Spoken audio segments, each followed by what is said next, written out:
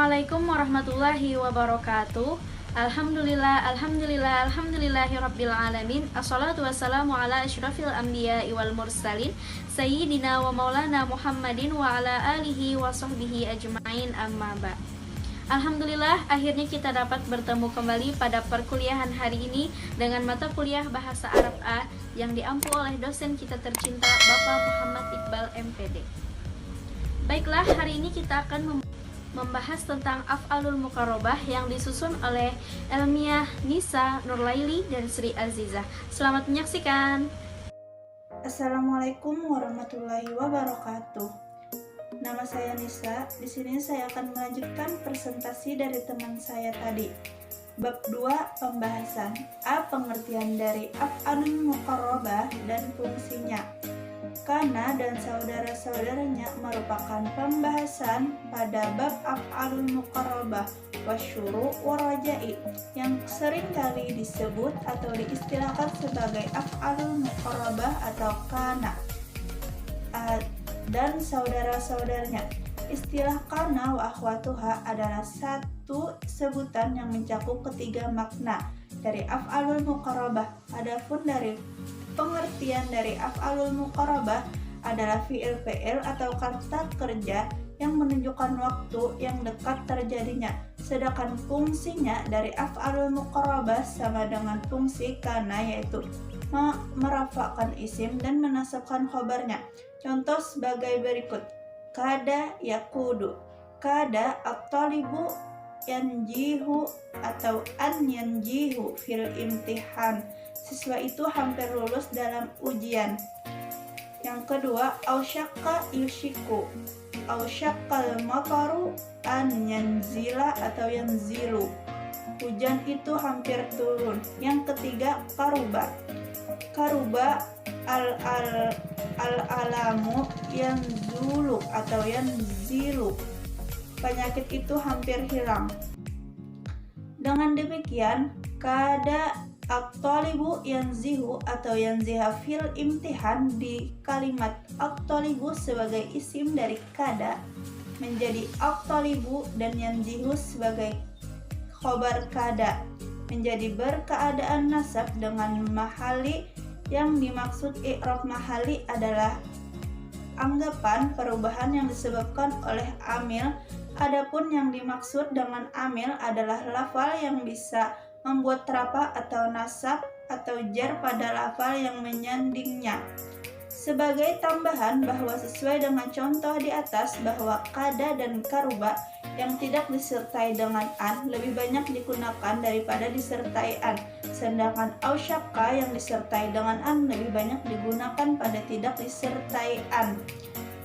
Perlu diketahui, walaupun mempunyai fungsi yang sama dengan isim kana, namun satu hal yang harus diperhatikan, perbedaan antara kana dan saudara-saudaranya dan kana dan saudara-saudaranya, yaitu khobar tidak boleh dalam bentuk fi'il madi dan isim, tetapi khobar harus di dalam bentuk fi'il mudhari. Sekian presentasi dari saya. Wassalamualaikum warahmatullahi wabarakatuh. Pembagian selanjutnya ya pembagian af'alul muqarrabah. Af'alul muqarrabah sebagaimana fi'il nakis ketika berada di depan mubtada dan khobar, maka isim menjadi rafa dan khobarnya menjadi nasab. Di antara pembagian fi'il tersebut adalah af'alul muqarrabah, yaitu fi'il yang digunakan untuk keterangan dekatnya terjadi pada khobar dan bermakna hampir saja. Contohnya, kadal waladu yasqutu, anak itu hampir jatuh. Kemudian af'alur roja, fi'il yang digunakan untuk menanyakan suatu pengharapan dan bermakna semoga. Contohnya, asa, contohnya asa asallahu an yunjihani fil imtihan, semoga Allah meluluskan dalam ujian.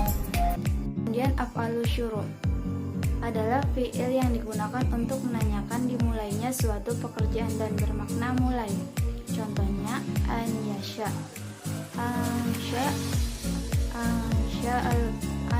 al-qari'u yaqra'ul Qur'an, pembaca itu mulai membaca Quran.